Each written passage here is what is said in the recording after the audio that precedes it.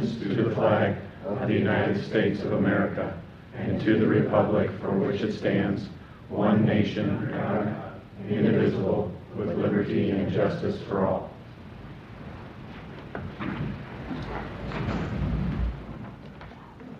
Good. Yep, perfect.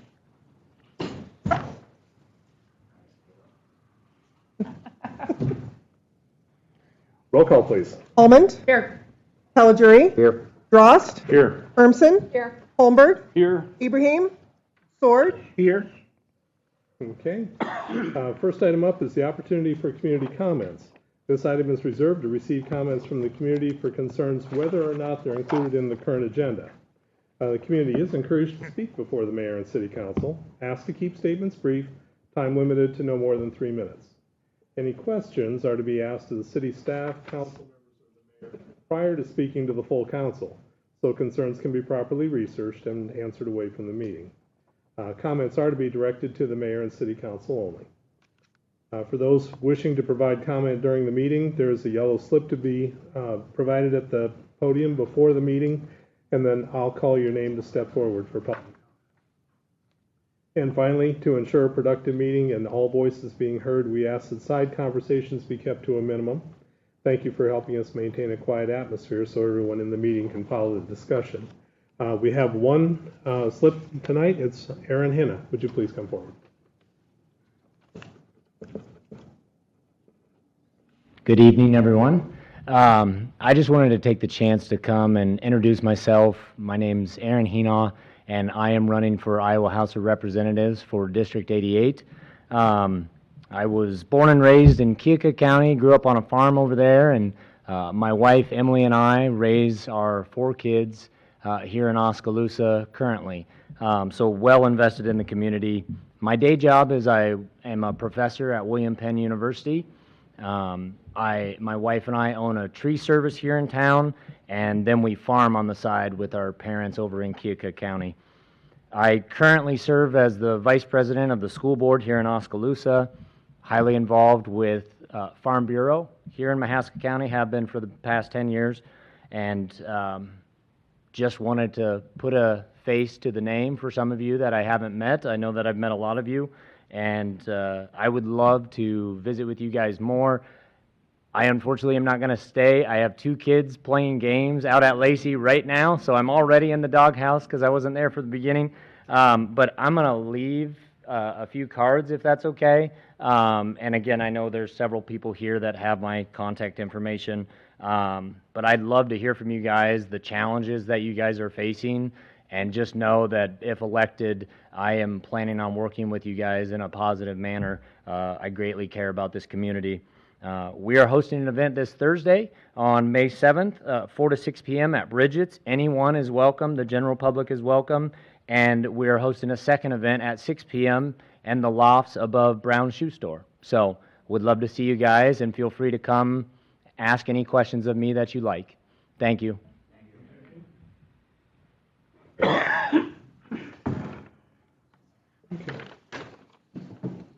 Next item up is a couple of proclamations that I've signed. I wanted to make the council aware of these.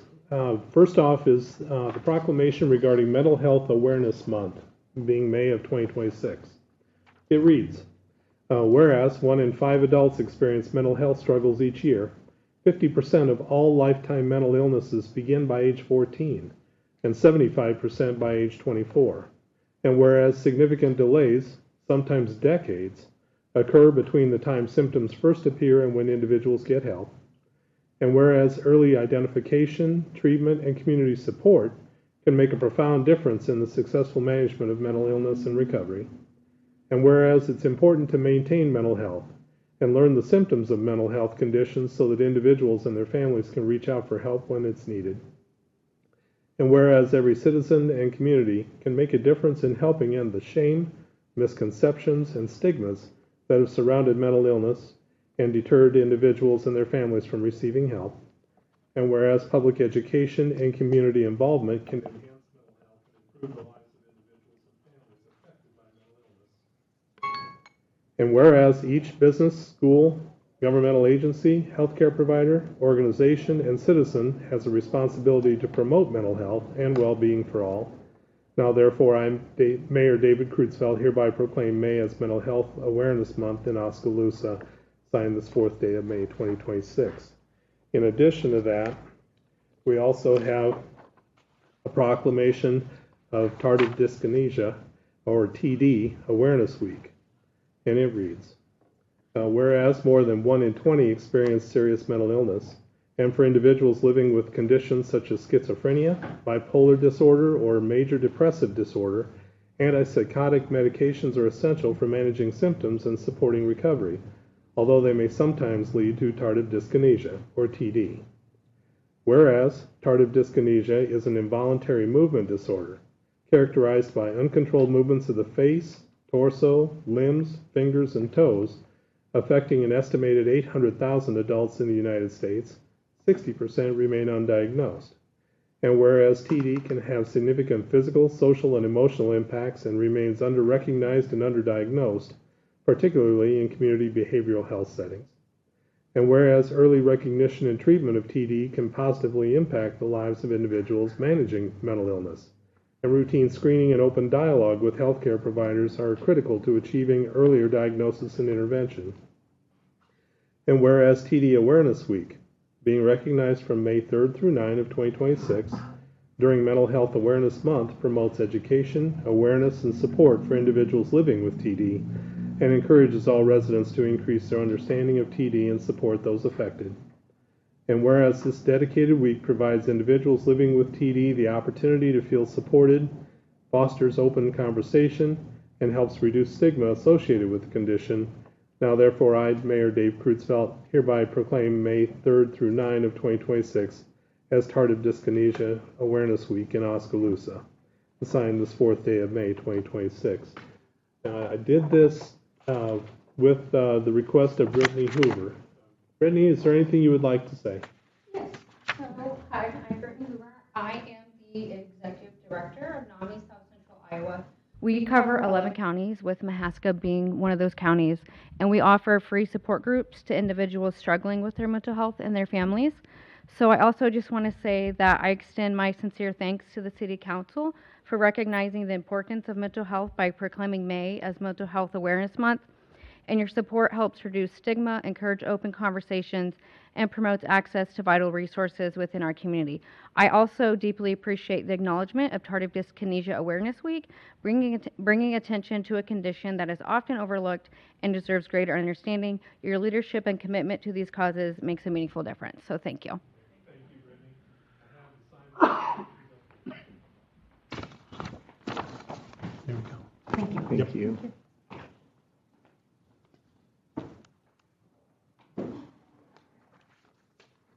Moving on. Next is the consideration of the consent agenda. These are all items that are routine in nature and for the most part are handled with a single motion and a vote. I did want to draw just one item to the attention of council. The item B is motion appointing do we have a motion of support for the consent agenda? So moved. Any discussion? Roll call, please. Caligiuri, Yes. Drost, Yes. Hermsen, Holmberg, Yes. Sword, Yes. Almond, Okay, that passes.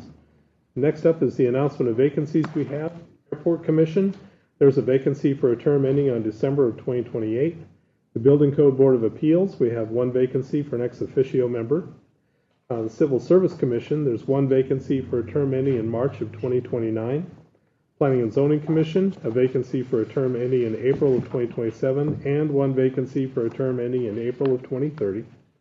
The Arts and Culture Commission, 9 vacancies. 3 for a term ending in December 31 of 2026, 3 for a term ending December 31 of 2027, and 3 for a term ending in December 31st of 2028. And finally, the Library Board of Trustees, we have one vacancy for a term ending in June of 2029. Getting into the regular agenda. First up is to consider a motion approving the comparable cities to be used in the market survey portion of the classification and compensation study that's being administered by MGT. So the council approved an agreement with them to complete a classification and compensation for city employees at the April 2nd of 2026 meeting. So staff has begun working with MGT to review the process and gathering information. Rachel King is the project manager for MGT. According to our agenda, she would be here to provide overview of the study scope and process, explain how comparable communities are identified, and discuss the survey data collection process, and review the classification portion of the study. So one important component of that is the selection of the comparable cities. And so at this point, I think I'll open the floor. Who's doing the presentation? Online. Okay.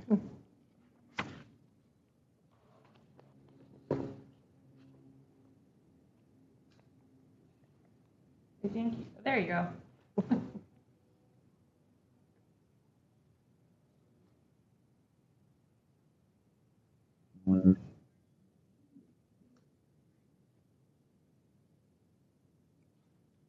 Yep, we're ready. Yeah.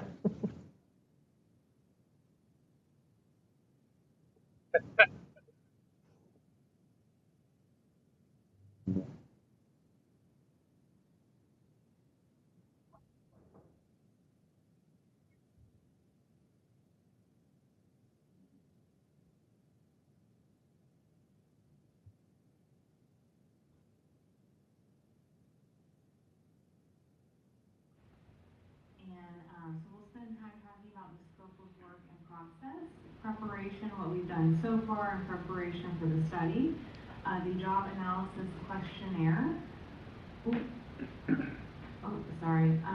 then the job evaluation, so how those go hand in hand, the market and peer analysis, and then end it with what the development of the classification and compensation plan looks like, and then we'll open it up for questions. I always like to kind of reorient ourselves why you even do a classification and compensation study. I'm sure this is kind of fresh on your minds, but the classification aspect really helps keep that internal structure to support career progression and internal pay equity. Really, when we're looking at those classifications, when we develop the classification structure, we're looking at equal pay for equal work. That's kind of our philosophy. So really that internal equity is a strong contender, really what drives that. And then for compensation, we're looking at external survey data, so that market data that supports market competitiveness. It also provides current data to use in developing pay proposals. Maybe you have contract negotiations. We also gather COLA and then merit information from those peers as well. So you have a really good idea about best practices from those peers. So as mentioned on that agenda slide, the scope of work and process.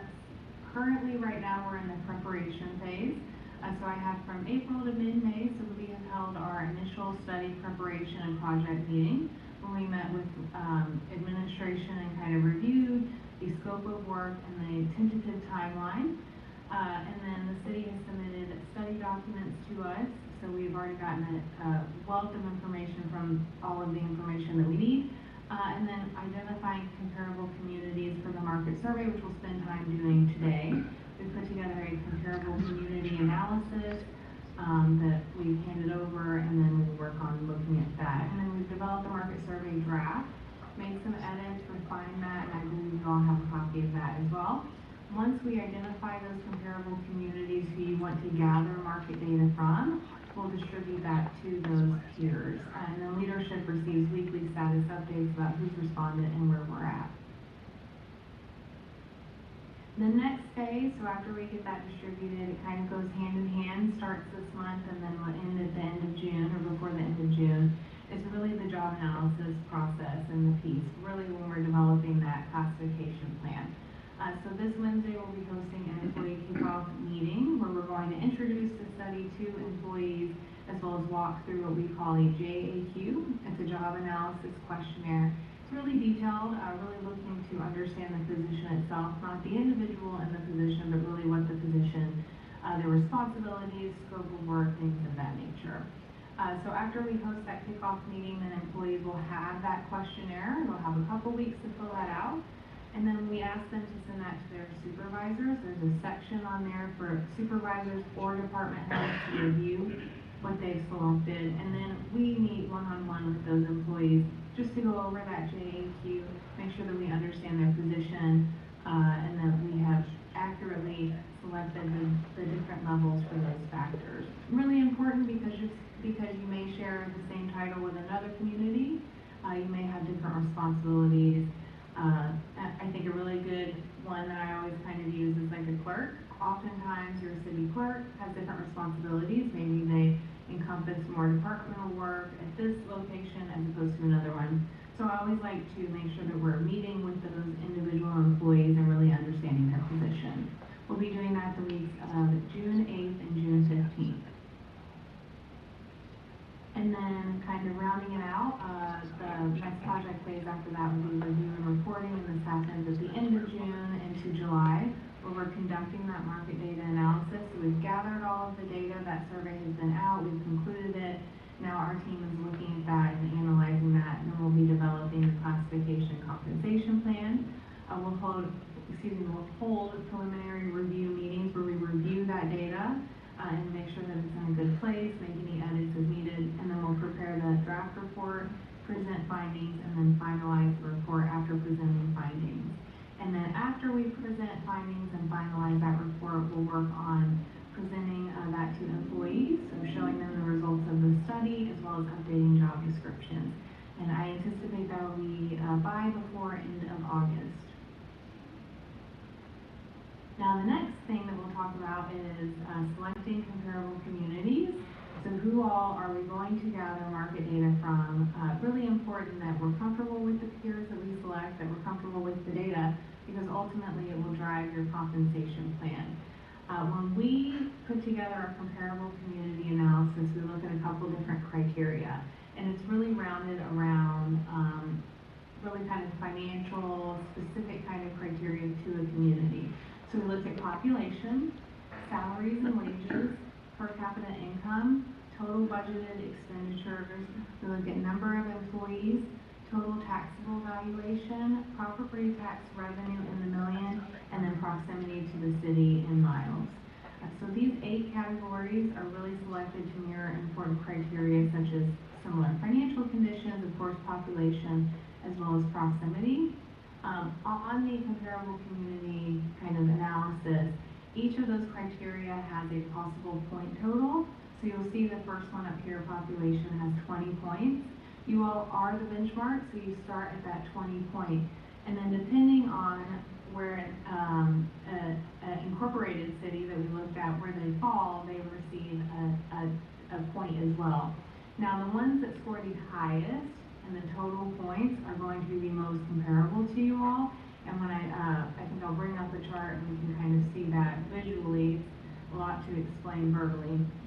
But the ones who score the highest are going to be the most comparable to you all. So those really would be what we would say, let's look at these incorporated cities. And then one other thing before we move on to the next. So when we gather your information, and then from there we have to decide, okay, who are we going to kind of survey, or not survey, excuse me, who are we going to look at to gather this financial data from? Because there's a lot of incorporated cities in Iowa. So we first looked at incorporated cities in Iowa that had populations between 5,000 and 20,000, located within a 150-mile radius. So that's where we cast our net. So then all of those incorporated cities, that fit that criteria, then we gather data for them. And then I think on this next slide, we'll talk a little bit more about identifying top comparable communities. I apologize for the formatting there. But the contract itself specifies that we want to look at 15 to 20 total comparable agencies.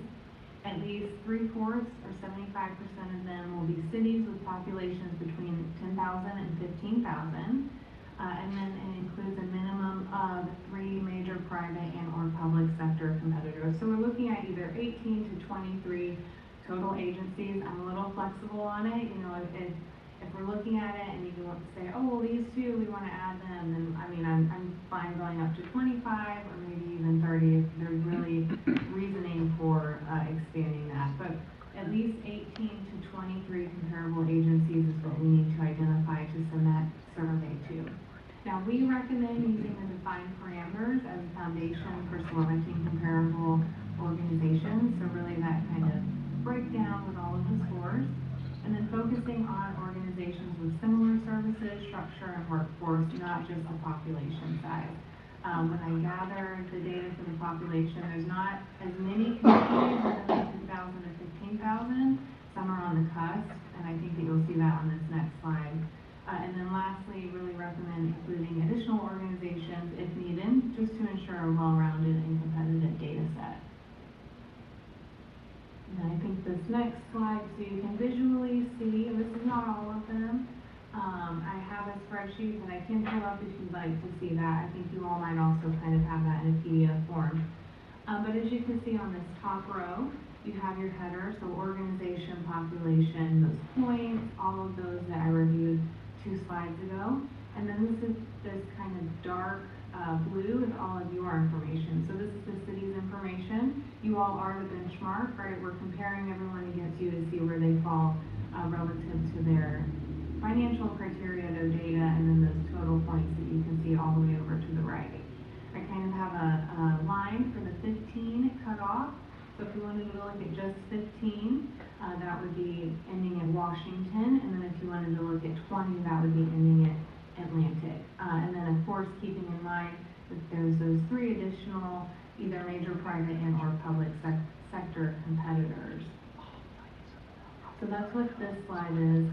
Like I said, my recommendation really is using those parameters as a foundation. Thank you so much for going back. As you'll see for the population, a lot of those, so if you look at Fairfield, right, kind of on the cusp, close to the 10,000, but doesn't quite meet it.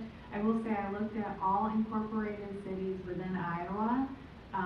Only, I think it was like, I'd have to really review because I don't want to misspeak. But I looked at all, and I think it was under 30 had the 10,000 to 15,000, and then of course a lot of those were well beyond the 150 mile, much further away from you all. So not as many as I would hope to see that would fit within that 10 to 15,000 population criteria, but you have quite a few on the cusp.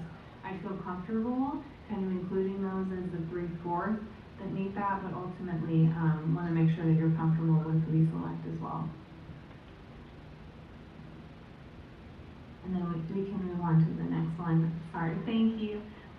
In terms of the market survey, I think you all might have a copy of this, but it includes surveying for salaries as well as benefits, so we make sure that positions are clearly defined to make sure that we're getting accurate comparisons.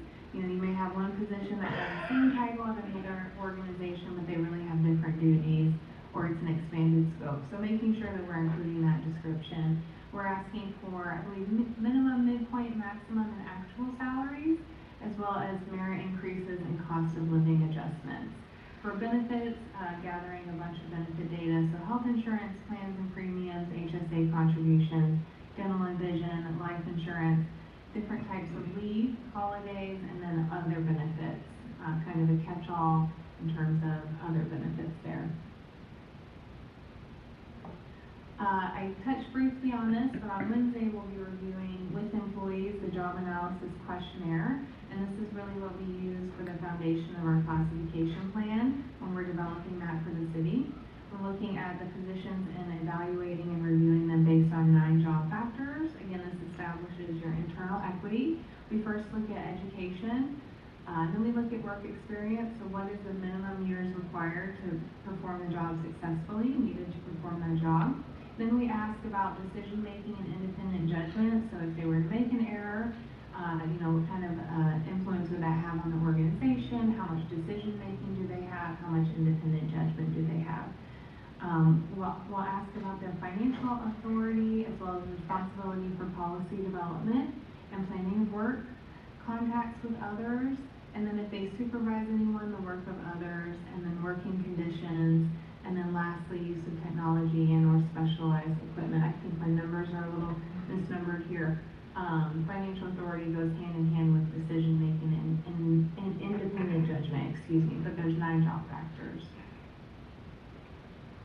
And then for the job evaluation, so then we'll be looking at the positions and they're evaluated based on on the job description, which we know will need to be updated, and employees on the JAQ are invited to add any notes or comments about areas within their job description that need to be updated.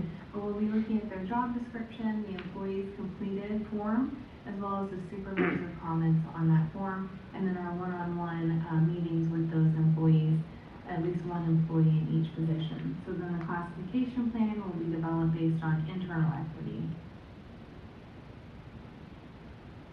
And last slide here, so in terms of developing your classification and compensation plan, how does this all come together? So we'll establish a consistent classification structure across the organization, really using those 9 factors, and then grouping positions according to those job evaluation results and shared responsibilities by aligning those positions to appropriate pay grades. So again, when we're looking at your grades and that classification structure, we always say equal pay for equal work. So positions that perform similar duties, have similar responsibilities, similar scope of work, everything within those 9 factors helps us place those together. And then we'll develop salary ranges aligned with the market data and internal equity. So making sure that there's no compression, that there's room to grow, big factor, of course, in developing this. And then ensuring that the plan supports recruitment, retention, career progression, as well as market competitiveness. And then we will review and compare benefits across those comparable peers that we ultimately select and develop recommendations. And then lastly, prepare implementation cost scenarios. This is kind of my favorite. It's difficult to know really what route you should go in, so I would like to put together a couple different scenarios that way you're making the best selection. And then the last slide is just a thank you slide, but I'd love to answer any questions that you all have. Further, I think it's got the comparables, if I'm not mistaken. Even further? Maybe it's not on there. Oh, okay. Yeah, I was thinking it was on there. But Can you explain to me, or maybe what classification plan developed based on internal equity, meaning how positions relate to one another within the organization? Will there be any look at other outside the organization as far as coming up with that classification plan? Or maybe I'm...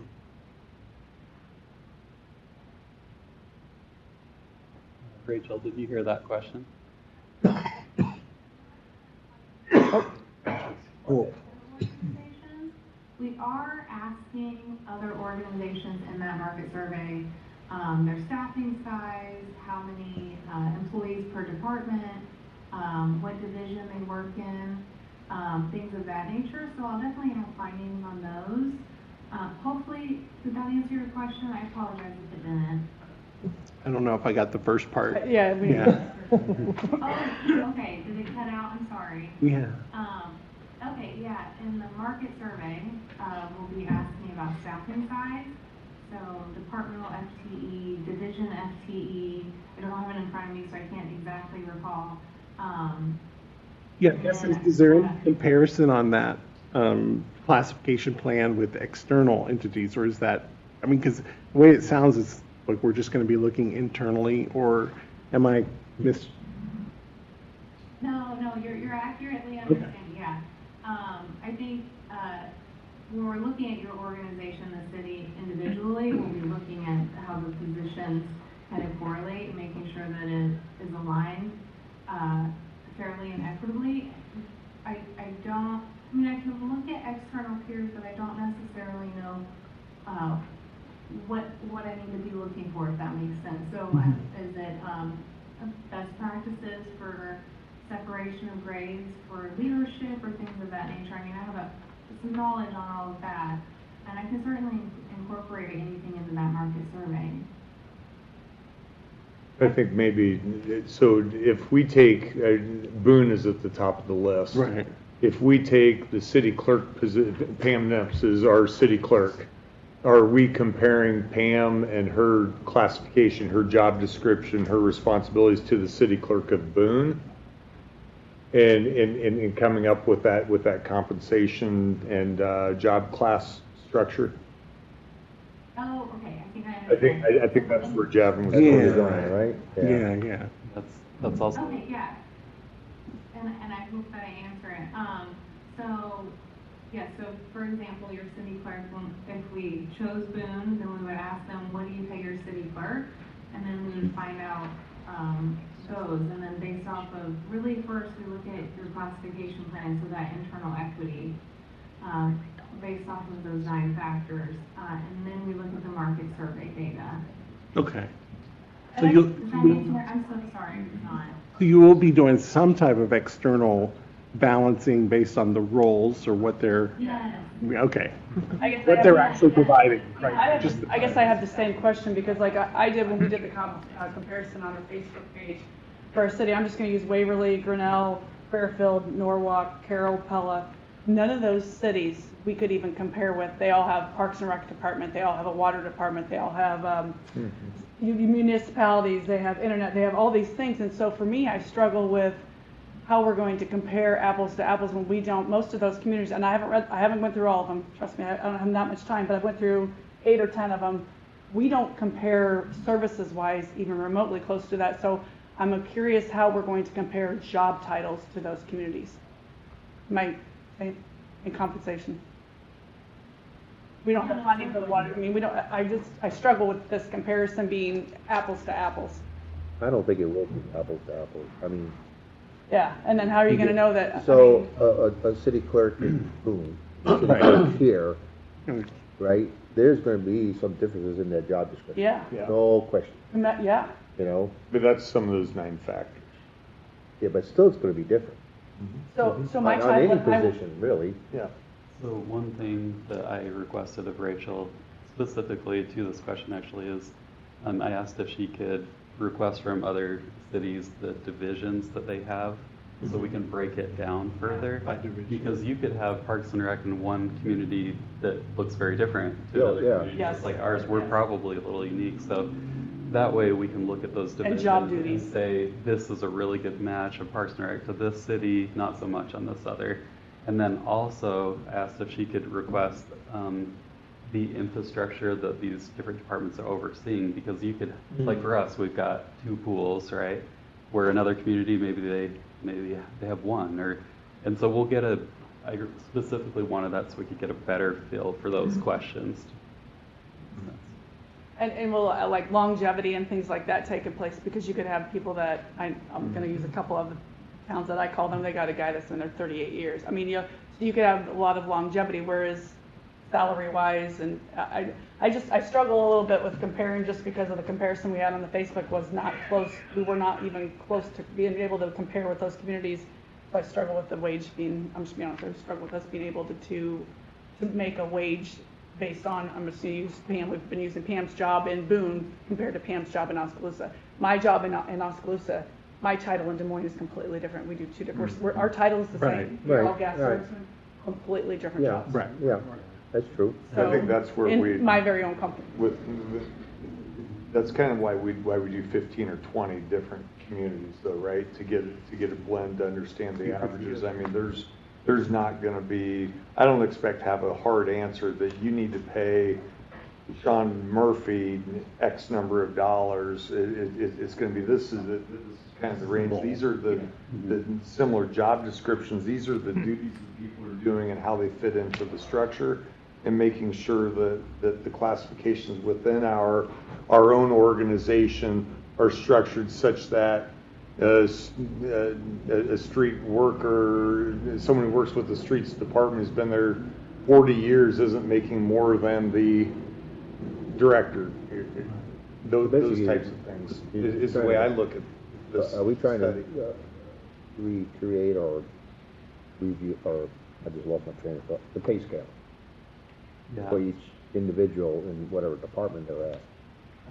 I think they could look at it, they could create it however we wanted to see it. If we wanted it similar to how it is now, we could do that. I know they have some different ideas of how to create ranges where you have similar enough duties where you can put it in one scale.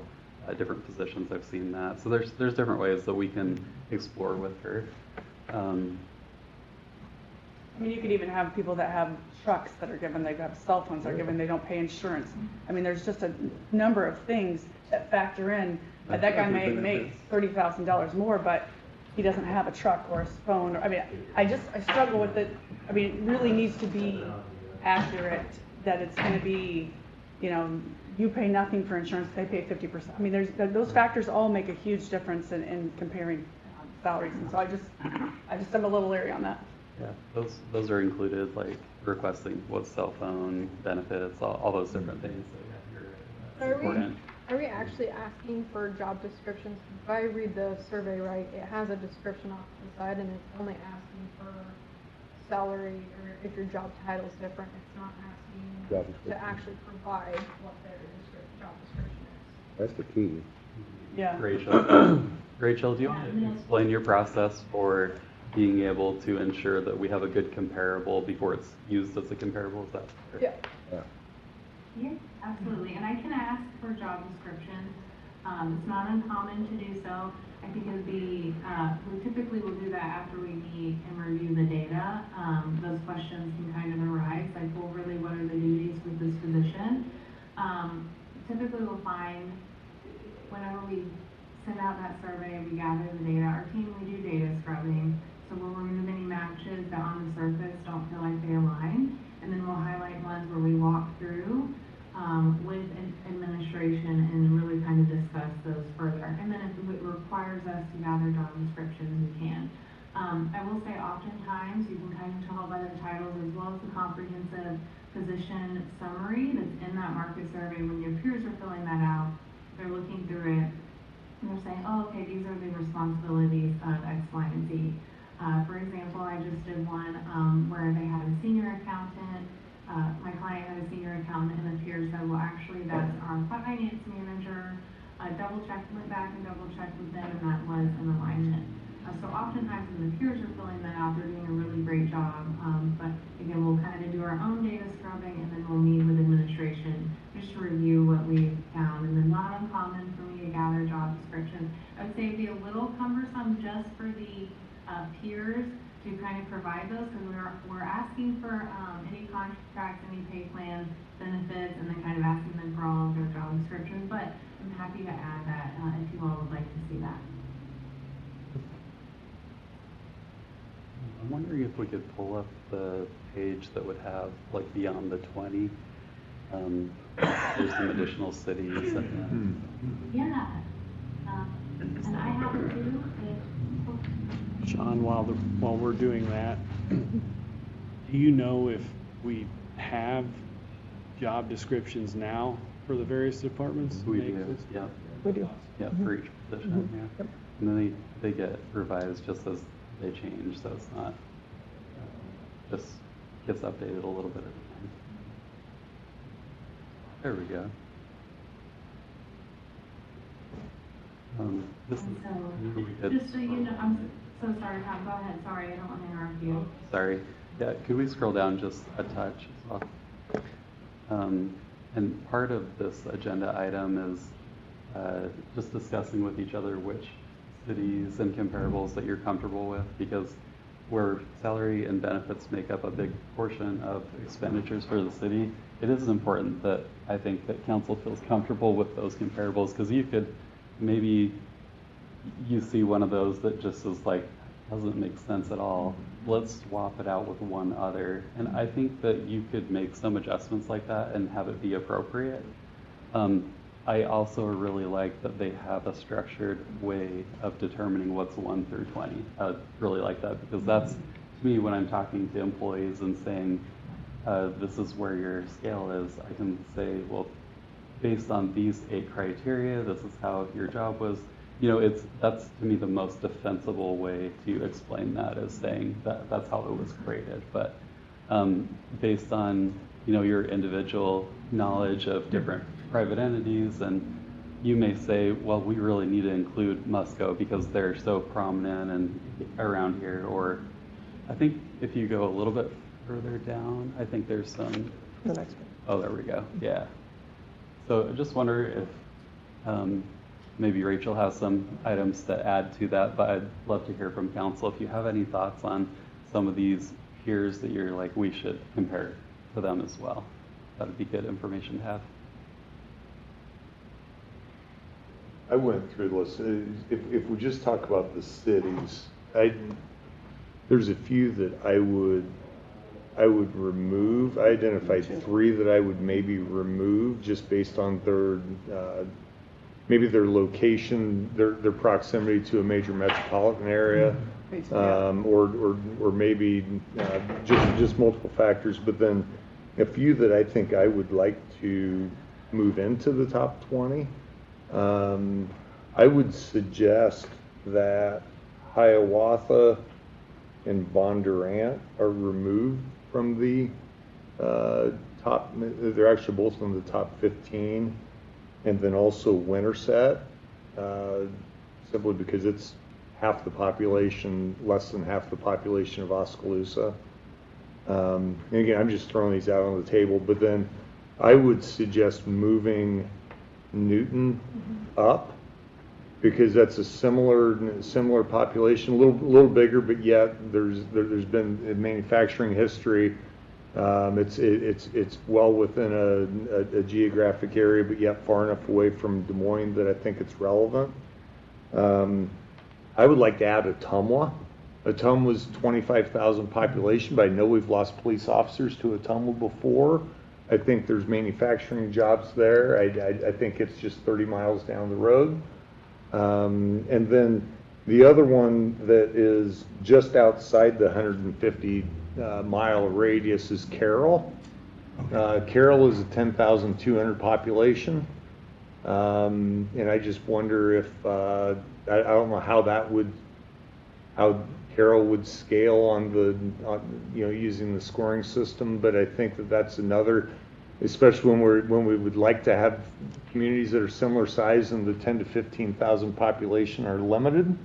That getting Carroll in there, pulling Newton up to the top, that adds 2 more that are within that range. Can you scroll down to 15? Scroll down. Okay, so I would say definitely Waverly definitely needs to be taken out. Waverly blows everybody out. They have fire, police, public works, municipalities, electric, internet, parks and rec, community development, rec center employees. They have, I mean, their size, the only thing we have in common with them is size. They offer way more. I disagree with Carroll. Carroll's about in the same boat. There's so much more there. Norwalk is another one that they have 279 acres of Parks and Rec. Yeah. They have Parks and Rec, they have trash recycling, they have community development, Parks and Rec, wastewater, sewer, water, fire, police. I mean, there's so much more to those community services wise than, I mean, honestly, when I went through just the ones, I couldn't even find ones that compared to us just for the limited services. I mean, because we don't have Parks and Rec, we don't have water department, we don't have a lot of these things. We don't provide municipal utilities. We are nowhere comparative to these towns. I'm sorry. I got up at 4 o'clock in the morning. I spent 6 hours going through these. I mean, we did this in our subcommittee meeting. It's not going to be apples to apples. Some of those cities have when it comes to utility, like water, they have, what do they call it? A company runs it. There's a name for it. I can't think of it now. We almost did it. These do not. These own their own. Where we was going to have an outside company run it. Just outsourcing. Outsourcing. Some of those cities have that. Yeah, these do not. They don't have their own departments, you know. Okay. Because I think if you do a Waverly comparison, there's just no comparison with Waverly. None. That's just me. I didn't go through every city, but I went through a lot of them, and I know Sean and I had this conversation on that comparison thing. The only thing I could find comparison was the population. I couldn't find any comparison to Oskaloosa to those communities. That was cool.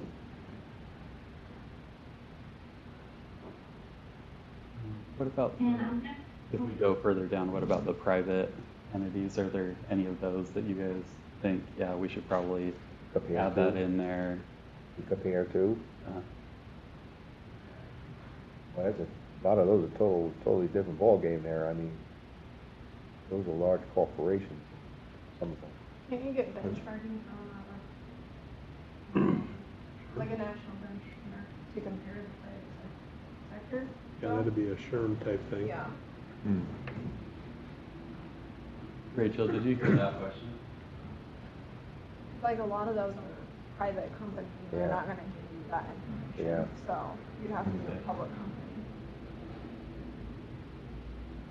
I mean, SHRM does do salary surveys, and so private companies have their own internal studies where they cooperate with each other, and then the information doesn't move publicly, generally. But does MGT have any kind of access to what the norms are in industry based upon geographic location? Yes, I'm so glad that you asked. So we do have a SHRM, goodness, it just escaped my mind, membership, so we can look at that if it's publicly available. But what we use is Comp Analyst or Salary.com. They're used interchangeably. It's a fantastic benchmarking website that looks nationally. We can get incredibly granular with the detail. But what it is it's a software where HR professionals, they're asked on an annual basis, but it's updated monthly, what their pay ranges or pay are for certain positions. And I think they have, I think it's over like 100,000 positions now that they have in their database. It's fantastic. The only kind of downfall to that is sometimes some positions there's really not a lot of data available when you get very, very specific on positions and qualifications. Rachel, what's your experience getting this type of information from privately owned companies?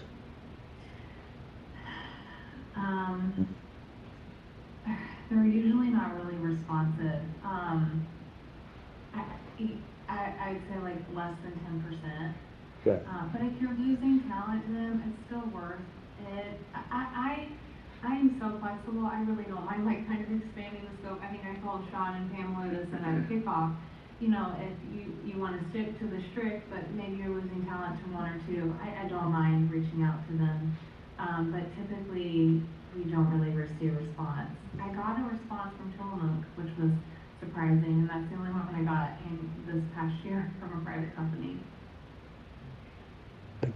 Do we know who we're losing from private? To these, I think there's just like a couple employees. I'm sure Pam could probably speak to this a little better than myself with the employees, but I don't think there's one that's like, they're really getting us, taking a lot of employees. I don't think that's the case. Okay. Just one-offs. Would that be a fair statement, Yeah. Pam? It's mostly the sheriff's, I think. Yeah, the They- sheriff's. Yep. So do we do an exit conference with somebody who is willing to share where they're going and what their reason was for leaving? Correct, yes. There's actually a questionnaire we have them fill out, and then we do offer a chance to sit down and do an interview. It's about 50-50, depending on where they go to. Okay. So, Okay. So I'm assuming that would be shared as well. yep. Mm-hmm. Okay. I don't like the idea of using the SHRM data. Yeah. Sean, what's your official job title here? I'm the Public Works Director. Public Works Director. So does Mahaska Health have a Public Works Director? You see where I'm getting at? Comparable? What you'd be looking at is maybe it's like a janitor or facility specialist where you're going to have it at both organizations.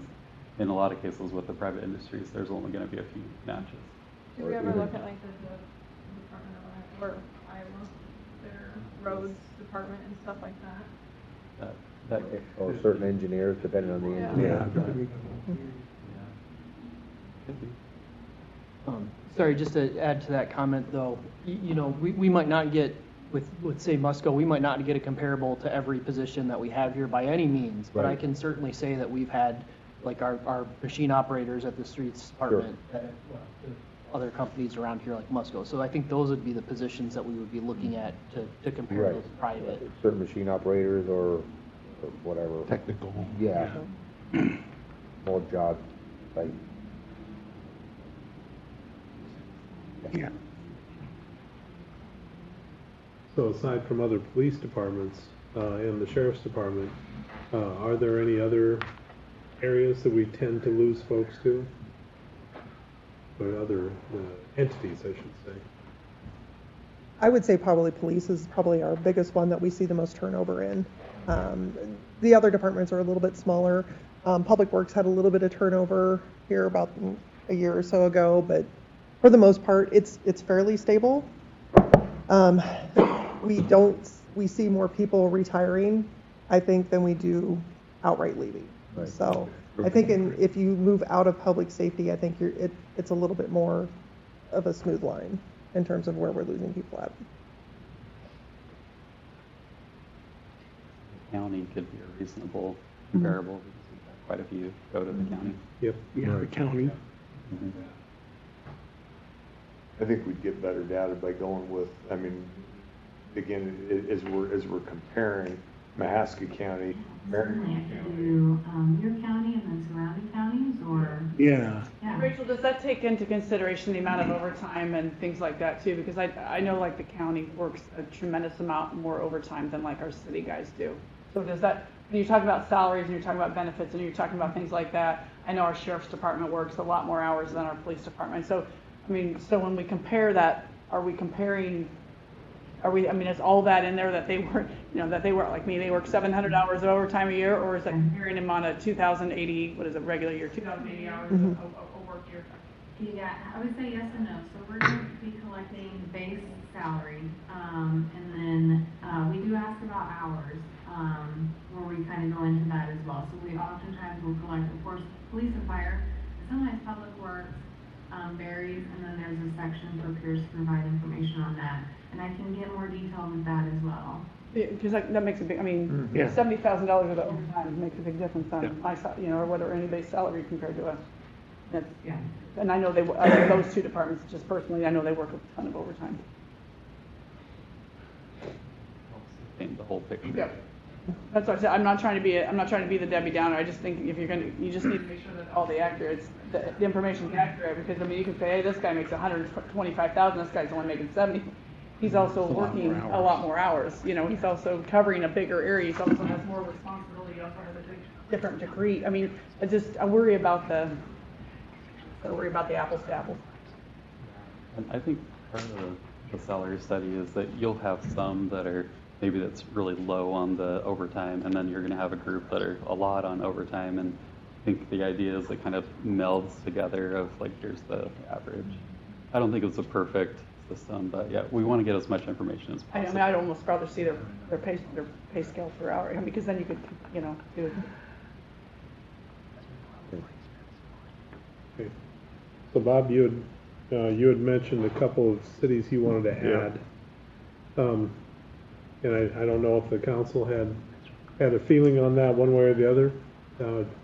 Consensus, what were they again? Well, and again, we're not going to find a perfect match. Nope. And that's why we've got to have 15 to 20 to compare so it all averages out. But I was going to leave the top 20 as is, with the exception of removing Hiawatha, Bondurant, and Winterset, and then replacing them with Newton, and then Ottumwa and Carroll, neither of which are on the list, I don't think, but I think they should be. And you're leaving Pella in there? I would leave Pella again, just I was going to take Pella out too. similar types of jobs.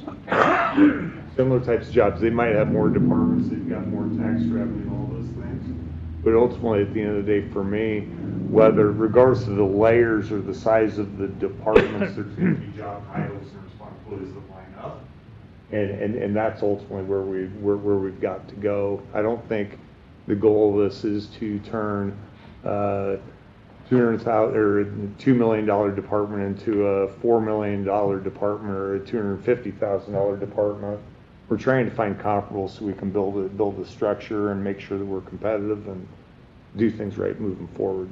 That's just my take, but that's my suggestion. We take the top 20, add Newton, Ottumwa, and Carroll, and remove Hiawatha, Winterset, and Bondurant.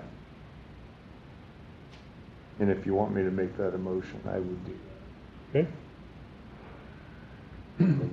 It is. Okay, let's call the motion. No, Carol was going to add a Pella. Not really sure about Pella. I don't either. I agree, Kevin. You're not gonna. I called Pella. They were very friendly. They were my first one I called. It won't be a good comparison. They have too much money, they have too much growth, they have too Right. much population, they have too many businesses. Per capita income. It's not gonna be comparable. But I think to ignore a town similar size that's 20 miles away. Look at their capita, look at Oh, how I much money they understand. have. I mean, Right. you're not, I that's definitely understand. not comparing apples to apples. I agree. But What you're saying is that someone could say, I'm gonna take a job in Pella, and they live here, and then we could lose them to. It's worth the drive. Right, that's what Yeah. you're. That'd be the only comparison because you're not gonna Yeah. compare stuff. Financially wise, I mean, wage wise, you're not gonna be able to. I think what I heard Rachel say, and if you look through this list of, however many are on here, 35 different cities, and not even half of them are 10,000 or between 10 and 15,000. I don't want to take a town off that's in that range that's right there. If we were talking kind of 10,000 that was 200 miles away, I'd take it off. But I think again, we're competing. It's no different than Musco competing with Vermeer and Pellicorp or Weiler and Knoxville. Bob, would you swap Waverly then? I would get rid of. I don't know what I would replace it with. Sure. I mean, It what gets I closer want. to that 200-mile range. Yeah. What I Ron's point also, it's yeah. a little bit out there. The other one I had written down to think about moving up was Indianola. Mm-hmm. And maybe if we want it's 15,000. It's closer than Waverly. It's more population than Waverly, but I know that we lost our public works director to Indianola. We lost our interim or assistant public works director who came after Akilas before Sean stepped into the role to Warren County Rural Water, which is Indianola, Norwalk, that area. That's the I could buy into amending the motion to include Indianola instead of Waverly. Rachel would like to say something. Okay. Okay, no, I apologize. The little buttons up here, I'm so sorry. I did not mean to interrupt your thought process, I'm sorry. The taskbar, I apologize, I accidentally hit raise hand. Oh, Okay. Sorry. I guess just from the research, I would not put Norwalk in there, and I would not put Pella in there, and I would not put Waverly in there, just because of the financial Norwalk's stability. outside of the top. 20. I definitely wouldn't put Pella, and I definitely wouldn't put Norwalk at all. They've got more money, Norwalk's probably even sitting better than. Well, I share your concerns with Norwalk, just because you really can't tell I when actually know you're people- leaving in Norwalk other than you go under an underpass. I think, for the reasons we're talking about, Pella, though, I think it might be that we consider that an outlier. It might be that it does really skew things, but I mean, they're a competitor of ours, so I think we should at least be looking at them as well with some of these others. Okay. So, Pam? I'm sorry, sorry. I apologize. Could you scroll down just a touch? We have lost, just thinking of police, several people into the Des Moines area. So it's just a question. I know that, that's way different than us, Yeah. but, do you consider adding in anything like that? I think that's why that was bolded. I think it takes away from No. the focus of what we're actually trying Yeah, to accomplish. yeah. And I think we already know what they probably can offer that we don't know. Right, right. We probably know why those moves are happening. Right? Yes. So do we think we would rather have Indianola than Waverly?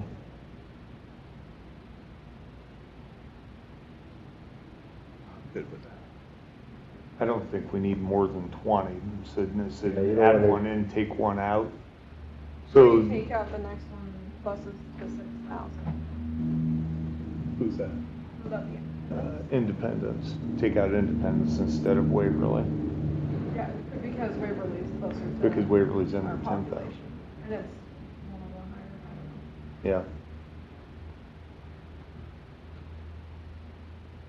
Yeah. I think, Jan, I think that has merit because again, we're not going to line up perfectly with these, but there are jobs that are every city larger than us or with bigger budgets than us have jobs that we have.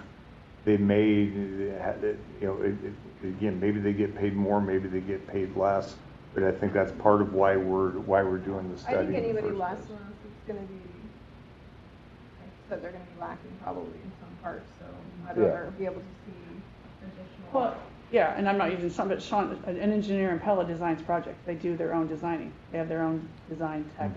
So do they contract it out to Gardner? I mean, there's just a lot of factors in job titles and job descriptions that are gonna, I mean, that's why through Pella, I mean, I actually know some of those people over there. That's why I'm fine with that.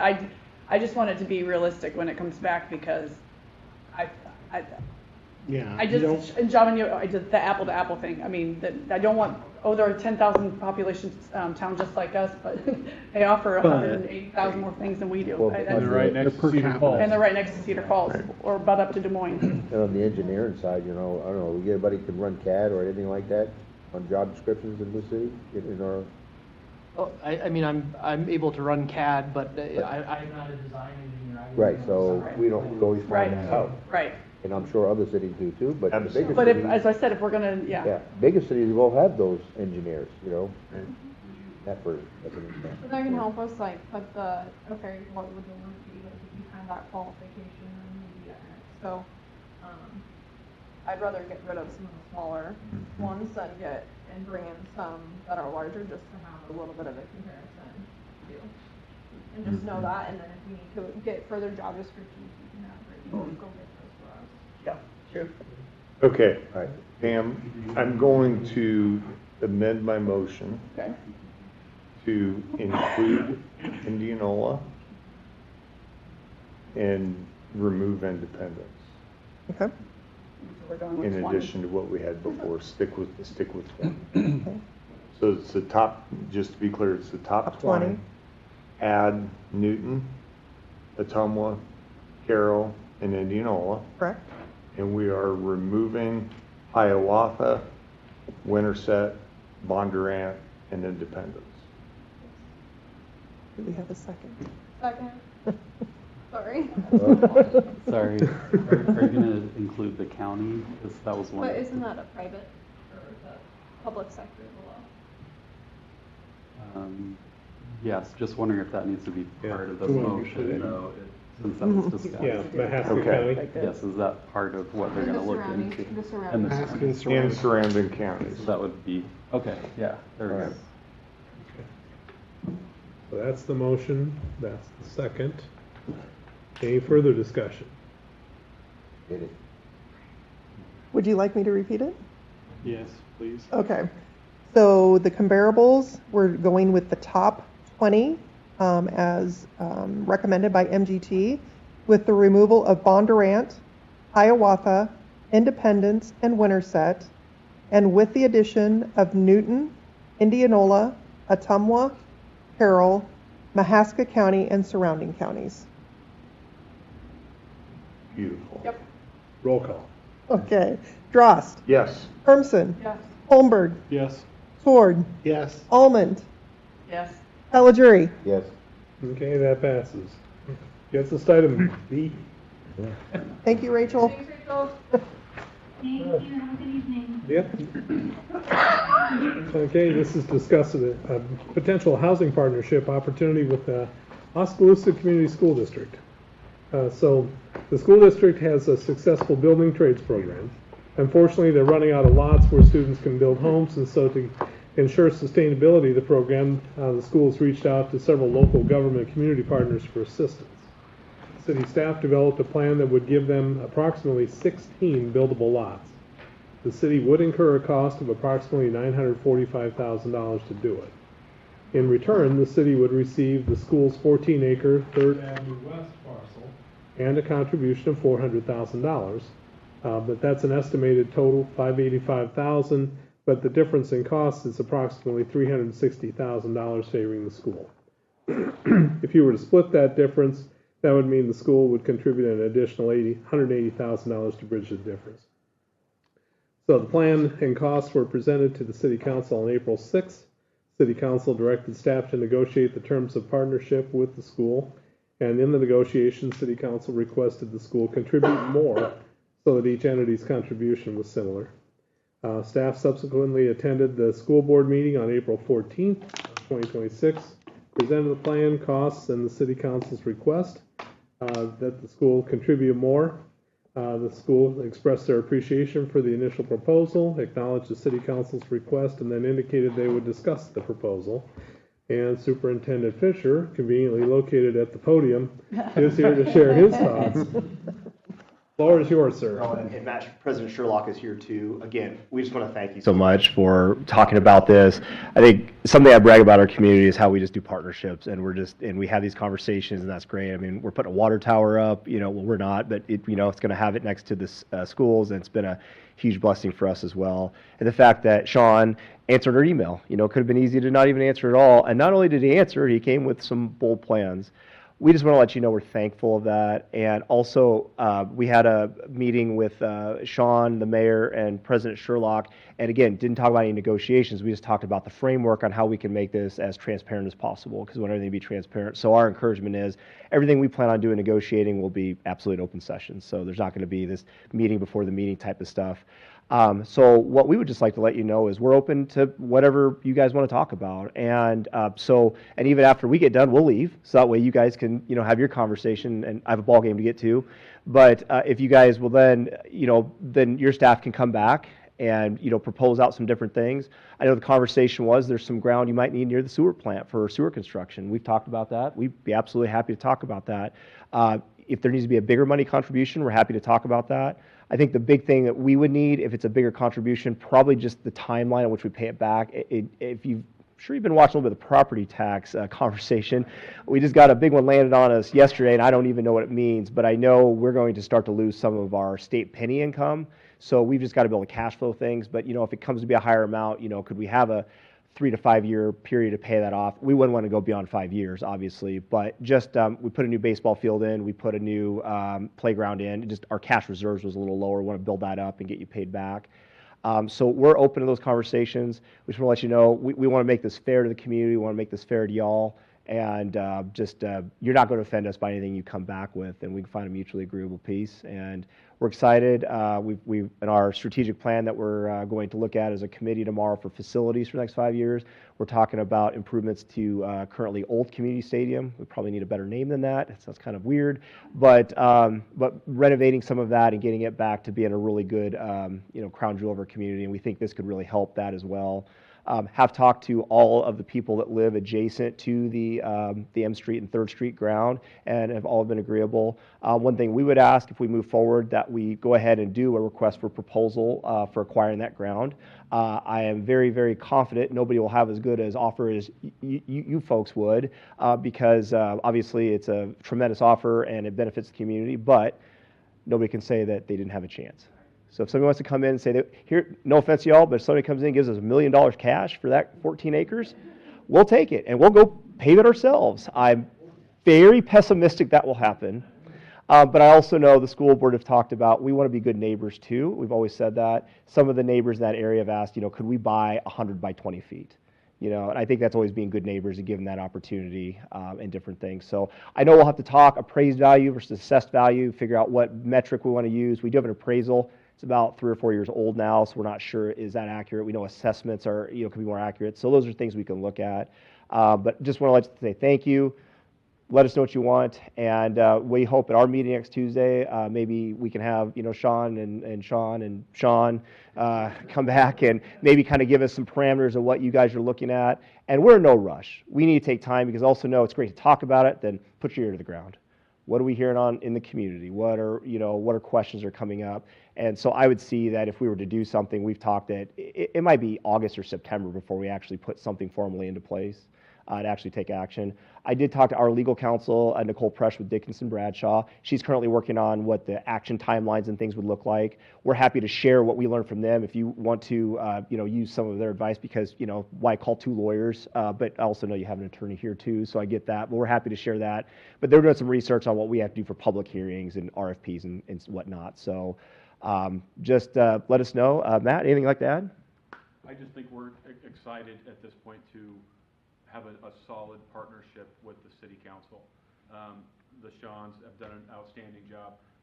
Sean Metcalf reaching out to us and starting an awesome conversation is just a great partnership. As Dr. Fisher said, we have a great partnership with the Oskaloosa Water Department, with the water tower, and that was a slow process for them and a fast one for us, and we're proud of that we're a good partner.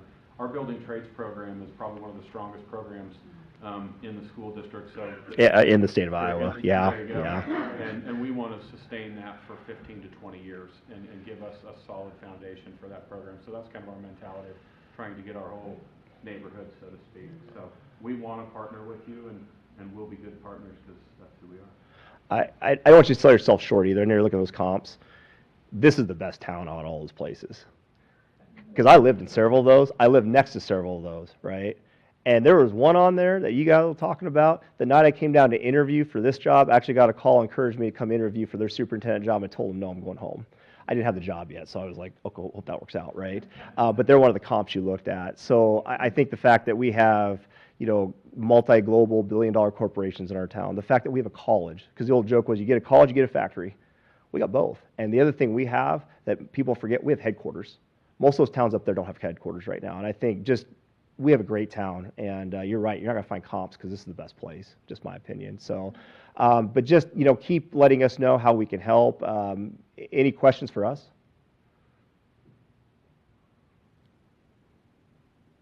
Okay. We want to close that gap. Let's not only close the gap, but also know that ground might be able to do it too. So if that's a better way, because we have quite a bit of ground that is out of service, and if that ground near the sewer plant could help out, just, pitch us an offer, and we'll look forward to hearing you back next Tuesday at our meeting. So, yeah, thank you. Easy to work with. You guys are awesome. Totally unrelated comment. You guys, when you consider moving away from old community stadium, perhaps think about something along the lines of Jerry State Memorial. What's funny is nobody's officially approached me about that yet. It'd be lovely if somebody did. Recently, our policy committee has been working on a facility naming policy. I thought it might just be good to have that in our policy manual. So, all somebody have to do is ask, and I think that would make a lot of sense, but it just takes the right person to just shoot me an email and ask, because we can absolutely consider that. And we have, you might talk to maybe some of his relation, because I think they will be happy to hear that from you. What I'll say is that is one of our busiest facilities. We're out Statesman and Dross right now, but Statesman, as Javin could tell you, is unbelievably busy. So we have so much practicing and things going on. And, even with our junior high, right, we have so many people coming through there. We want it to be something that people go, this is amazing. And, we did a facilities assessment on it here recently. It came back about $1.3 million. But it needs new bathrooms. It needs new press box. It needs new bleachers. It probably needs some new lighting at some point, but I don't know who you talked to about that. But the field and track are in remarkable shape, but we don't have any handicap parking. And so so assuming that the 5-year plan gets approved, we've been talking about putting a committee together this summer and working with our architects to find some designs. If I did my math right, and Mike Foster, he's the historian for town, confirmed it's correct, 2029 will be its 100th anniversary. And so if we could have something in place, going into that time is kind of what we're thinking, either launch something or maybe ribbon cut something. So kind of got off task, but just let you know, this has been something, first thing I've got here, people have asked me, what are we going to do about the community stadium? And again, we're lucky that we have 2 stadiums. So. Who owned the land north of the stadium? That'd be north? No, south. Yes, we do. So that, what is considered the parking lot there is ours. What we've also been told is there is no, I don't think it's suitable for construction. We've talked about that. Well, Bill told me that at some point there's some engineering studies that it must have been some sort of like landfill, and so it's not super stable. So it's just remained as parking, which we will continue to, what we think is upgrading that to better than grass parking. It doesn't have a visible front door. We've heard people talk to us about, something like an homage to the old ticket booths, things like that. So we're excited more about kind of that. I'm way off topic. I don't know if this meets, no, that's fine. But as you can see, I'm excited about this. Yeah. So we're excited about this part. So just wanted to share that. Thanks, Mike. Okay, thank you. Moving on item C. Oh, I'm sorry. Is there some question? yep, I've got some items to discuss further. Could we pull this up? When do you want to pull that? It's got let's see, it's not going to be on there. It's the document I sent you. Oh, yes, sorry, I knew that. So I put together with Sean's here, basically a few different options to consider just to get the thought process going a little bit more. I think it's great that they're open to different ideas, and so there we go. So here's, the city's initial offer, a school's initial offer. We already talked about that, and we'll scroll down a little bit more. So if we can get them up to that 765, that would theoretically be the even split. So here's what I just called as the cash option. So we would get that 14-acre 3rd Avenue parcel, and then it would be a higher contribution in cash. Give them, 5 years to pay that off. It would be 116 annually. So there's one approach to maybe consider. Let's go to the second one. So I called this the park option. So this would be the same 14-acre land. It would include the wastewater treatment plant land up there. You can see in yellow. We'll go to that in a second. It reduces the cash amount that would be due, and I think that they would be more in favor of having to do less cash. You can kind of hear that from them, so they might be interested in this idea. But let's go to that picture there. So the reason that we created this as a possibility, basically we looked at what it would cost, how much land could we get in this area to be able to get us to that 765 number, that even split number, and that's what that would look like approximately. The reason for even considering that is that we've got the Vanderwilt Park that we're hoping that if we can find a suitable place that we can have a different park there, then we can hopefully remove the restrictions off of Vanderwilt Park and be able to sell those. Hopefully they turn into housing and different things for right now. But that's kind of the only avenue that I can think of to be able to maybe accomplish that. And it seems, Sean, maybe you could share your thoughts on if you feel like this would be received well with the whole Vanderwilt discussion. Yeah, so I guess to kind of go over, the last time we talked about a housing development kind of in this area, one of the things that came up was Vanderwilt and the desire. It's being underutilized. A lot of what it has that's available there is kind of available in a different form by either the Lacey Recreation Complex or the school itself. So Vanderwilt Park itself isn't really serving the utility that it was when it was developed, and so. But because we received federal funds for those, we have the restrictions and those have to be moved before anything could ever happen to that. So this area of town, this northeast, was one of the areas it's underserved by parks. So there's not a lot of area that could be developed into a park, but this area is one that potentially could. And what parkland is pretty flexible. So if we want to have a more forested park that doesn't have as many necessarily, it might not have a big playground or something like that on it, but it still can be a usable park for the public. So it would serve that utility and give us a chance to potentially move that designation for those federal funds to this area instead, which is an area that we would probably in the long run not see as much need to dispose of. It's something that is just a new location for a park space. Question, Sean. Yeah. Just because of the trouble we had with this the last time. Mm-hmm. So would this be offered to the public before, or would this be a trade? Because I'm pretty sure there was 2 people that were willing to pay cash, not me, but they were willing to pay cash for that land. So in this agreement, would this still have to go to the public if the public? I think we would do that. I just want to make sure because give that opportunity. It was a very ugly thing. That's that hard. Yeah. Like, I just want to make sure that because I can see, I'm just going to be honest, I can see a couple people bidding on that. Potentially, I mean, the things I would point out about the area that we're talking about, The really developable part of the school's land is the stuff to the north of the floodplain. The blue on that map is the floodplains there, and you can see where it's been farmed. There is that kind of almost J-hook area that is in there that's farmable. So it is possible that there'll be other offers. And you're right, that the school would certainly have to go through some kind of process to make it publicly available. It'd be a similar thing to what we're going to have to do on 3rd Avenue, where we're going to have to make a proposal. Yep, perfect. But it's a concept of what we could do. Can we scroll down? There's another image here. So we put this in here too because the floodplain is basically not usable. It's probably the value of it is probably very low. So, but if we could, I think park space is probably the best use for something like that. So just thought maybe that's something we could consider adding into that the school might be okay with. And that area, the way we have it drawn up, goes up and grabs the recreation trail too. So that would be included. Oh, that'd be great. That lighted area in the red, is that like a farm or that there? Yeah, there's some That's farm ground basically there. a farmable area. Okay. Probably hay right now though, right? Doesn't look like it. I mean, And then let's scroll down. Just put one more option in there.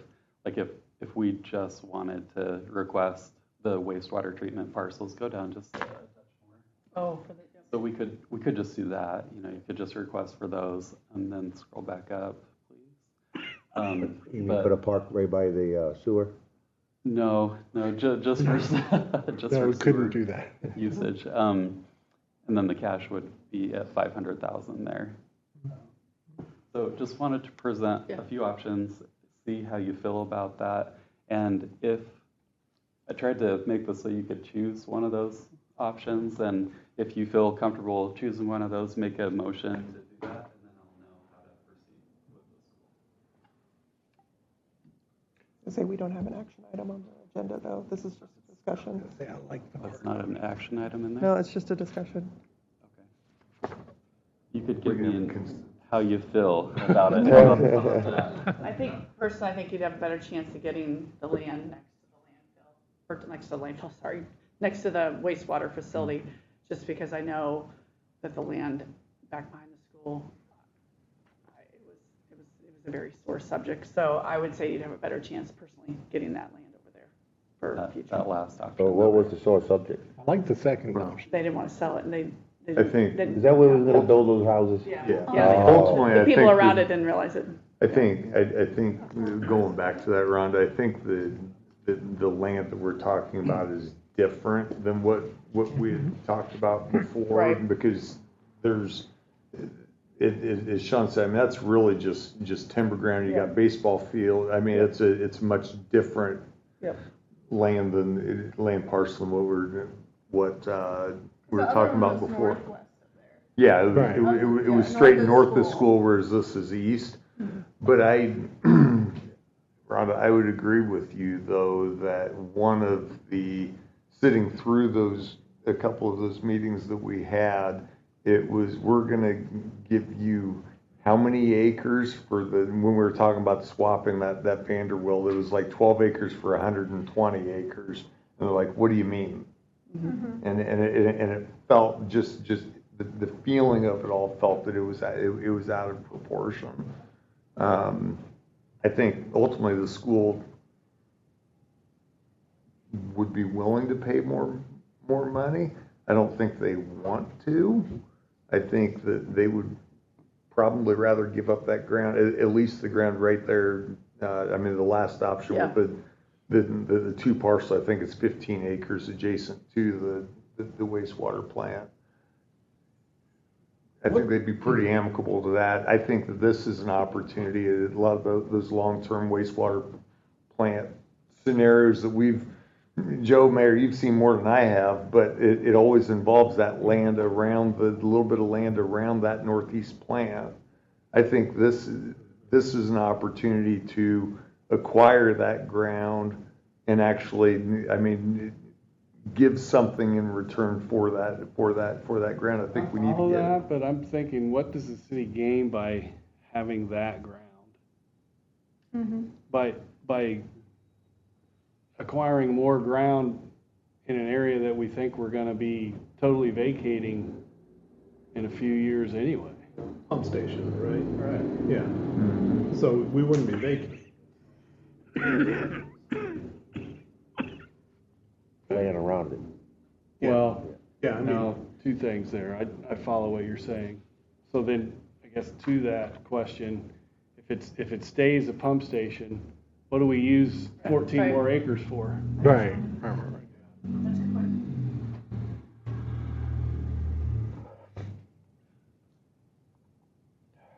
I kind of like the big part. I like the second proposal. First Yeah. one, Can we bring them up again? The red. the first red one? Yeah, Could we pull that up? please slide up, please. How, Sean, how like viable do you think it is, or that the EPA or the Fed will actually accept the proposal to switch, and how long would that potentially take? Because I remember it was over a year last time. Yeah. So, So the main consideration that was brought up in terms of moving that land restriction was just the land value. That is what they wanted to maintain. The stated intention was that we could move that restriction to it has to be a new park. It can't be an existing park. Right. But to another parcel or group of parcels that had equal or greater value. Right. Now, depending on how you evaluate the value, you can have different things. One of the struggles that came up the last time was that, because we were looking at doing this as an exchange for Vanderbilt, that's where the acreage came in, where they were looking at, they're looking at these 3 little parcels, but they're 3 highly desirable little parcels compared to a large parcel that's not necessarily desirable. I do think the value is there. I think we're gaining enough area, we're gaining enough value in land that we would be able to do it. That's my opinion. Obviously, I can't guarantee that the EPA, when we go to do the assessment, will feel the same way, but I mean, that's something we'll have to work through as we get there. The process would, again, it would still be that year and a half. The nice thing we would have here is if we do this, then we're under no obligation to do this immediately. The previous agreement was all kind of contingent on going through that process and doing it as a part of it, whereas this way, we would take the land and then we would start that process and however long it takes. And then at the end, we wouldn't have to move, or we wouldn't have to sell Vanderbilt immediately. We could keep operating as a park. It just wouldn't have that restriction, and it would give us more options.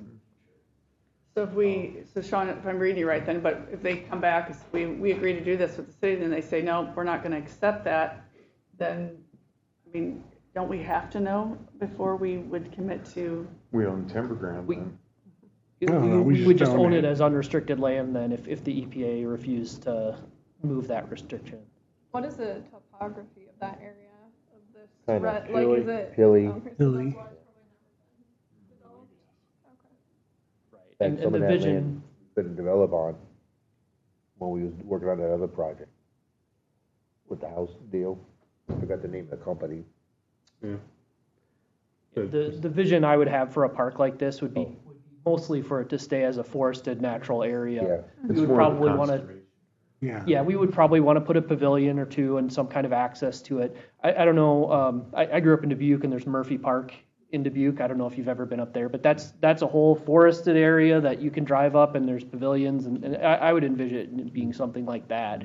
It wouldn't be something developed out more like Edmondson or something like that. But obviously that's something that's up to us in the future. Yeah. You go in there and watch like the that rabbits idea. run around. Yeah. There is the potential to, I think in Planowski, it described that maybe there could be some recreational opportunities that would be for older age. Sean, could you speak to that just a little?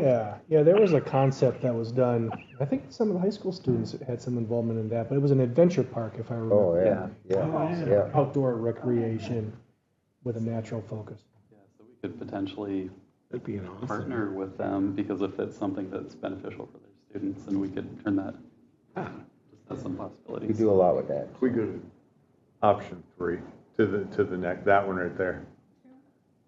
3, this one right here, where it's all, okay, I guess it's 2. Whichever one this one is. I think that The previous one had the gap between the 6.5 and the red. Yeah. Again, if this kind of follows that creek line, it follows the wetlands. If we're gonna do the one before, you might as well do this because it connects and keeps that land kind of contiguous. Contiguous, yeah. Again, as a starting point, what does this look like? And then, again, we can talk about valuations of land and everything on how that all fits, but. I also wondered, you can see the floodplain goes in the middle, it goes to the west there. Do they care about that portion too? Yeah. Right. I would prefer to stay there. Yeah. That's easier. Sorry, I'm gonna back up a little bit to your point about the EPA's valuation. When we were going through this process the last time, I had actually just taken the 40-acre parcel. It's kind of in the lower part, and when I had done the math, then I was coming up that 40-acre parcel on its own would likely be enough to meet. And how many, is it less than an acre currently? The Vanderbilt? Yeah. It's like 12. Yeah, I think combined it's something like that. It's No. More than an acre. I thought they were. I'm not sure. I can look that up. I just wanna know how About much 12 land we're gonna acres. have to- Yeah, to make it equal. What is it? 12.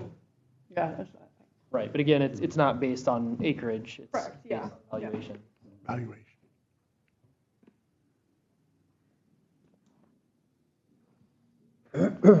And for them, it gives them certainty with where they can have their building trades, houses over the next, how many years? 15. 15, 20 years. Yeah.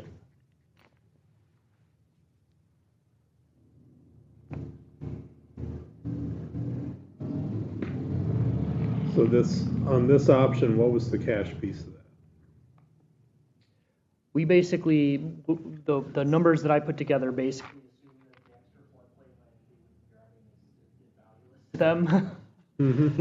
So we can assume that. So Cash would go to 315. But instead of 4, they'd come up with 3.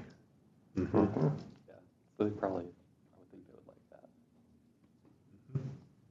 And that 315 number is kind of important in the math that I put together because that's the cost we would have on adding the actual cul-de-sac that we would be paving into this.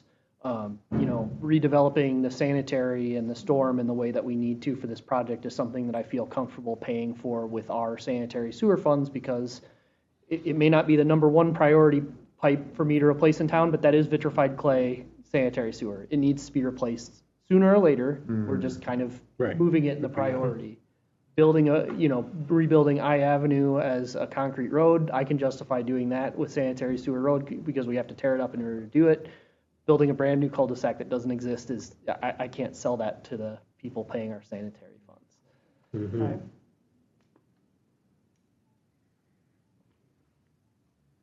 Remember just thinking about the Vanderbilt area, the cost per acre. Do you guys have a feel for what that might be?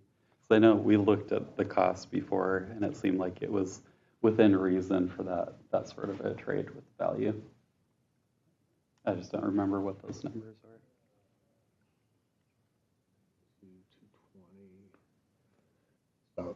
That was about 30,000 per acre. It was about 220,000-ish, 220, 230 total for the Vanderbilt. For 12 acres? And there we go. There's that 255 compared to, it's comparable value. Yeah.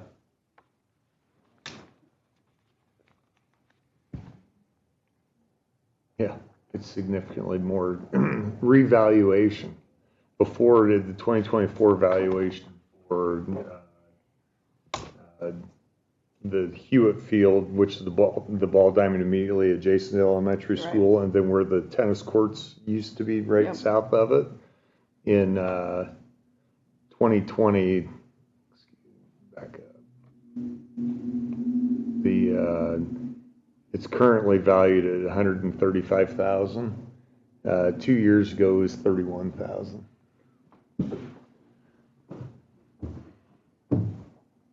So anyway, but again, And nothing's valuations, changed with it. no, valuations, as Sean said, line up. Mhm. So we scroll down to the next map. Oops, one more up. Is this kind of what people are leaning towards right now? Yeah, picking up the wetlands. Yep. Okay. I think it's worthy of discussion, and Yeah. again, if There we go.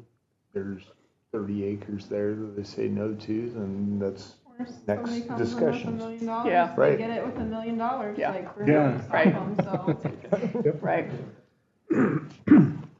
Thank you. Okay. Gets us to item C. And so, this is, I should start moving a little faster here. This is a resolution accepting the final completion on the North 6th Street CFE Storm Sewer Project. Improvements project by KLC, also approving pay application. So long story short, they did this project back in 2024, and it had a remainder, some driveways and some landscaping that needed to be repaired. And so since 2024, it leaves a balance of $6,131.50 left to be paid. Staff is recommending the approval. Do we have a motion of support? Move. Second. Any discussion? Roll call, please. Hermson, Yes. Holmberg, Yes. Sword, Yes. Almond, Yes. Pellegeri, Yes. Drost, Yes. Okay, that passes. Item D is a resolution approving a public improvements project to the Kentfield Diamond out at Edmondson Parks. And this will be work performed by Musco Sports Lighting. So back in 2024, the Musco Sports Lighting was having conversations with city staff to remove the old wooden poles and fixtures because there were some safety and warranty concerns at the Kentfield Diamond. Also, of the city side, and so since then, city staff has stayed in contact with Musco and MCRF. They're willing, those two entities are willing to work on the field renovations for a renovated field at the Lacey Sports Complex. So Musco has contacted city staff to propose Kentfield Diamond upgrades using fencing, light fixtures, poles, and Shakopee lime from the existing field at the Lacey Sports Complex. Work on the electrical, lighting, and pole setting would begin in spring of 2026. Other field renovations would follow, anticipated completion of calendar year 2026. Do we have a motion of support for this? Moved. Second. Okay, any discussion? Hard to say no to that. Roll call, please. Holmberg, Yes. Sword, Yes. Almond, Yes. Pellegeri, Yes. Drost, Abstain. Hermson, Yes. Okay, that passes. Item E, this is a resolution determining necessity and fixing a date for public hearing on the matter of adoption of a proposed commercial industrial urban revitalization plan. And so this resolution sets a public hearing regarding the adoption of this new plan. It's authorized under Iowa Code Chapter 404. It's intended to encourage rehabilitation, redevelopment, and economic development in designated commercial industrial areas. If adopted, the plan establishes multiple revitalization areas throughout the city. It includes industrial parks and selected commercial corridors. Property owners within those designated areas can apply for temporary property tax abatements on the value added by the eligible commercial or industrial improvements subject to the program requirements and limitations. So approval of the resolution does not adopt the plan. It only determines the need for the plan and then schedules the required public hearings so residents, property owners, interested parties can provide comments. So the city clerk would be directed to publish notice of a hearing, mail required notices to the affected property owners and occupants within the proposed revitalization areas, and copies of the full plan and area maps would be available for public review through the city clerk's office. So the resolution does schedule the public hearing for June 15 of 2026 and directs publication of the notice. Do we have a motion of support for this? Move. Second. Discussion. Roll call. Sword, Yes. Almond? Yes. Caligiuri? Yes. Drost? Yes. Hermson? Yes. Holmberg? Yes. Okay, that passes. Item F. This is consideration and action on amending the City Code, Chapter 6.04.090, D1. This has to do with the definitional elements that are relative to dangerous dog provisions in that. So Chapter 604.090 speaks to and addresses issues of dangerous animals within the city. What constitutes a dangerous animal and procedural steps to be followed in dangerous animal cases and appeals. So 604.90D1 defines what are dangerous animals under the ordinance and includes a requirement, including a requirement in subparts A and B that an injury must be a serious injury, which is defined as any physical injury to a human being or a domestic animal as a result of an animal's actions, which demonstrate an intent to harm resulting in a major fracture, muscle tears, disfiguring lacerations, or which requires multiple sutures or corrective or cosmetic surgery. So it's felt and believed that the definition imposes an overly high standard for what is considered injurious. It's proposed for consideration by council the definition of what constitutes a dangerous animal in the reference sections be amended accordingly, adding any attack or bite causing physical injury to a human being or a domestic animal as a result of an animal's actions which demonstrate an intent to harm, resulting in punctured or broken skin or bleeding, to the definition of serious injury regarding the dangerous dog definition. This is the first reading. Do I have a motion of support? Moved. Second. Okay. Discussion.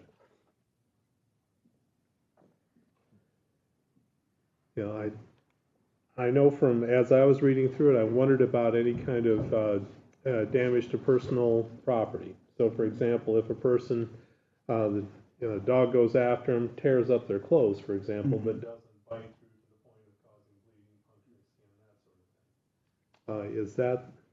Does that get into a gray area that's difficult to deal with? That's interesting, and we've never, that has never been part of the previous ordinance. We've not really considered or talked about that. The issue of dangerous animals is interesting. Ben will, I guess we don't have Ben here tonight, but Ben will tell you people love their dogs. And I'm a dog person. I love my dog dearly too. But there are some dogs, sadly, that get outside the pale. And we have a surprising number of bites and a surprising number of dangerous dog notices that get served on people and appeals are filed. And people, goodness, they love their animals. Once again, we have these hearings in front of a panel. And we have tried to, by this, address the language to, as you can see, lower that standard just a little bit, because as it's presently formed, that's pretty high standard. We have not really discussed the aspect, what if the dog tries to get me and tears my coat, tears my pant leg? Once again, that's it. You start down a slippery slope. Now, even absent something like that, if you look to sub D in the current ordinance, and this is an interesting thing, any animal which by breeding, training, disposition, or behavior may pose a potential risk. Holy buckets, that's a pretty broad definition. Yeah. And if somebody were inclined to look to something where a dog attacked them, it did not tear their skin, but it ripped their clothing apart. In theory, I think under sub D, you could probably catch that anyway. Okay. Okay. Other comments? Roll call. Almond? Yes. Caligiuri? Yes. Drost? Yes. Hermson? Yes. Holmberg? Yes. Sword? Yes. Okay, that passes. That gets us to the end of the regular agenda. Reports from city staff, city manager. Yes, 1 second. Pull that up. The property tax bill that the legislature has been working on, they did pass something over the weekend. I'm waiting for the league to send out some kind of their summary of everything to make sure we've got it all, but there are some, I think the key thing is that they're not going to pull down our ability to get levy on the benefits and the insurance, that one really concerned me if that was limited. From what I saw, they were going to have like a cap on the total revenue that we could have to 35%. I don't like that because it just forces you into having to get more debt, more likely than not, if they limit what we can do to get projects done. But I will give you a better update when we get that from the league. The strat plan is almost done. Should have that to you guys probably tomorrow. That fix that we did. So just let me know if you see anything that needs fixing. And that's it. Okay. City clerk. No, sir. Okay. City attorney. Nothing, thank you. Okay. City council members. Rhonda. We last April 25th, we did the e-cycle over at the MCG parking lot, and I never realized I was going to lift that many TVs in my life, but I don't know the total poundage yet from Joe, but it was a lot. I don't know if we beat last year, but just keeping it on the landfill and teaching people about recycling, and people were they were lined up 45 minutes before we even started taking. So it was a full day, but it was very successful. So. No, sir, thank you. Janet. Yeah, Friday After 5 kicks off on May 29th, so get that on your calendar. That's the first one of the year. And then that will go through a couple weekends in June, and then the following weekend after that is Art on the Square. So come on out and enjoy, hopefully, a great day for that as well. And thank you to first responders and everybody. And as the weather gets warmer, there's going to be a lot more people out on trails and just walking around, so just be mindful. And then school's about to end as well, so watch out for the kiddos. I just, I guess it would be a shout out to the first responders in particular for teaming up, PD and OFD, and going out and actually helping to beautify the community and pointing out some areas where we had opportunities to improve. And so hope we see more of that kind of collaboration, and I appreciated reading about it. Nope. Nothing. Yeah, no, other than great police work on the catching the burglaries. Yeah. So that was nice to hear. All the work that was put in there. So thank you for that. That's all. Okay. And I don't have anything else to add at this point. Next item up, though, is to consider a motion to hold a closed session under this is discuss strategy with City Council.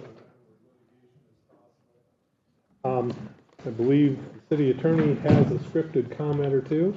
You know, indeed we do, Mr. Mayor, and that magic language is safely in my closet. So we're going to wing it tonight. It proposed that we go into closed sessions pursuant to the Iowa Public Information Board under Iowa Code Section 21.5 to discuss strategy with counsel, myself, in matters matters that are presently in litigation or where litigation is imminent, where its disclosure would be likely to prejudice or disadvantage the position of the governmental body in that litigation. Okay, thank you. So, motion to go into closed session. So moved. Second. Okay, any discussion? Roll call, please. Caliguri? Yes. Frost? Yes. Hermsen? Yes. Holmberg? Yes. Ford? Yes. Almond? Yes. Okay, that passes. We're going to go into closed session. Okay, I think. Okay, we are back in open session with no further business to do. We have a motion to adjourn. Second. All in favor, say aye. Aye. We're adjourned.